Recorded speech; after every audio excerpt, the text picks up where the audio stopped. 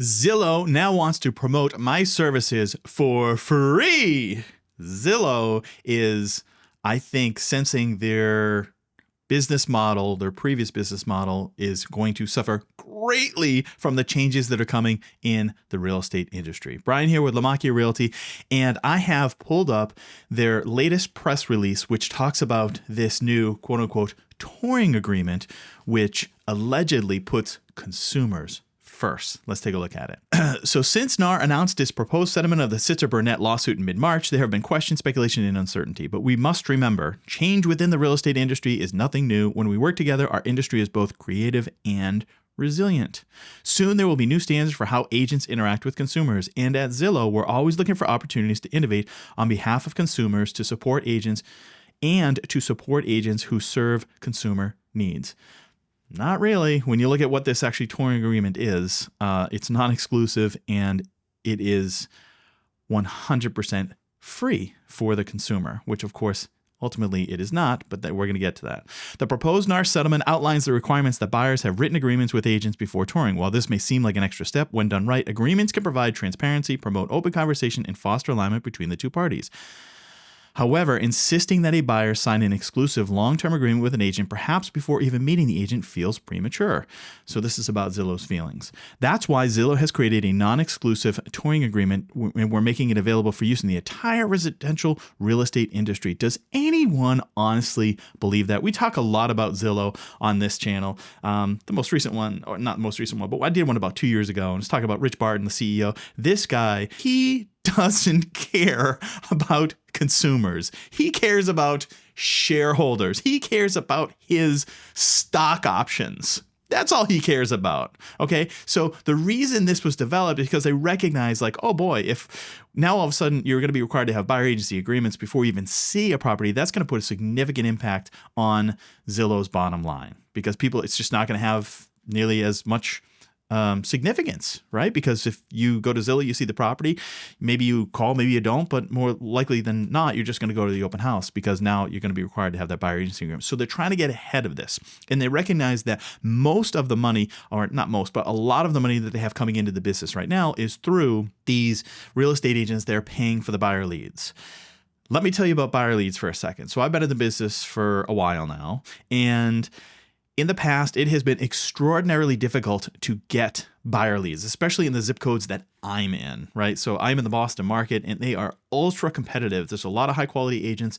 Well, I can tell you that I have been bombarded recently by companies, including Zillow, to sell me on those buyer leads. So the value of a buyer lead has dropped dramatically in a very, very short period of time. And this is, of course, being driven by the fact that now there is going to be no cooperating compensation, quote unquote, guarantee through the MLS. It may still be available, but it's not going to be disclosed up front. So everything's going to be done through like back channels, which is ridiculous in my opinion, but it is what it is. So without that, the proposition for buyers is, or the value proposition looks very different. And I think, me personally, it's a good thing, right? Because when you're selling a home, what do? You meet with 1, 2, 3 different agents to decide which one has the best value, right? What is the compensation that they're requesting? What are the services that they provide? What's the personality? Like, all that stuff gets factored in, and then you make a decision based off of that. Why aren't we doing that on the buy side? We should be. So as a buyer, you need to be interviewing different buyer agents and having those same conversations. Is the buyer agent, what kind of services are they providing? Are they going to accompany you to the open houses? Are they going to be scheduling private showings? Are they going to be looking for inventory, perhaps in a neighborhood that isn't even necessarily for sale yet? Are they doing reverse prospecting? Are they negotiating things on your behalf? Are they doing the paperwork completely and correctly? There's like a lot of things. Now, that's one of the things that you wouldn't necessarily know until you actually submit an offer, but you can kind of get a feel for someone's attention to detail after just a couple of emails, right? Is it quick? Is it short? Is it correct? Are there words that are misspelled? Is the grammar off? Like all that stuff. Those are all telltale signs of whether it's someone that you want to work with or not, but I digress. So my point is, this is attempting to circumvent that. And as an agent, why in the world would I promote signing or basically signing a non-exclusive agreement that expires in 7 days? And by the way, there's zero compensation listed on this form. Let's keep reading. Zillow is not required to offer consumer-facing agreements in light of the proposed NAR settlement, but we have an opportunity to provide tools for the industry to fulfill these requirements in a way that puts the consumer first and agents last. While we recognize the form of this agreement will vary by state, we're calling on the industry to adopt a non-exclusive, limited duration agreement for the initial tours conducted by an agent with a prospective buyer who wants to work for free.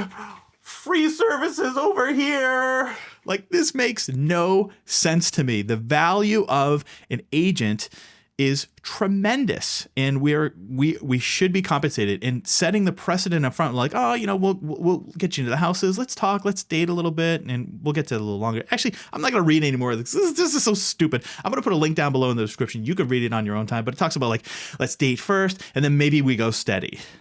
How about this? How about we have a buyer consult where we talk about, what type of home are you looking for? What are your needs? What are your wants? What type of neighborhood? Is there anybody else involved in the decision-making process? How are your finances? Are you pre-approved? Like, all the things that we need to discuss so that we can develop a winning strategy for you, because there's nothing worse than you just go out, you look at houses, you're like, yeah, this is great. Let's go. Let's buy it. And then all of a sudden you're trying to pull everything together to put an offer in the house, and you realize they're not ready.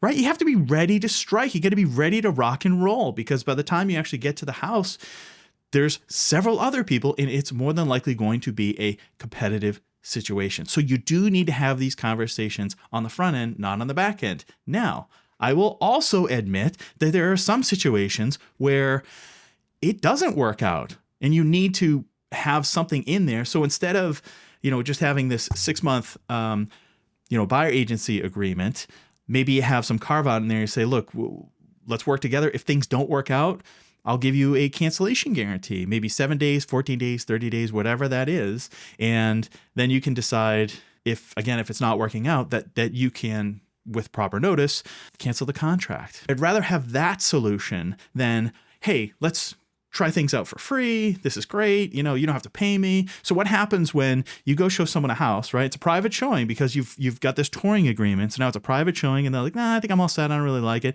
And then you find out, like, 2 or 3 days later, that they put an offer in on the house, and they happen to do it through the listing agent. Do you think that listing agent is going to share that commission with you?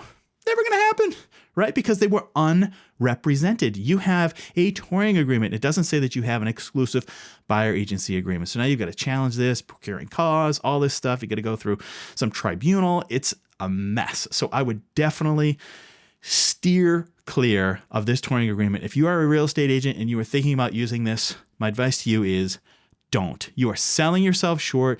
Your services are of tremendous value to the buyer, and they need to know it. If you want to be a door opener, that's up to you. But me personally, I'm going to continue to have buyer consults. I think there's a lot of people out there who have in the past, myself included, where they just meet with somebody on a property, and then eventually you get to that buyer consult within the next week or two. Well, we're doing it up front now, because how many times do you get to the point as an agent where you're working with someone for like a week, 2 weeks, 3 weeks, and then all of a sudden you realize, like, they're not qualified to buy the house. So you've spent all that time and energy on a client that is just not in a position to actually purchase a home. It's a waste of your valuable time and theirs as well. Anyways, I'm off my soapbox. Let me know down in the comments below. Are you a big Zillow fan, or do you think Rich Barton and his executives can go where? Because this is not about helping consumers. This is about helping Rich Barton and his stock options and shareholders continue to thrive. Let me know down in the comments below, and we will catch you in the next one. Take care.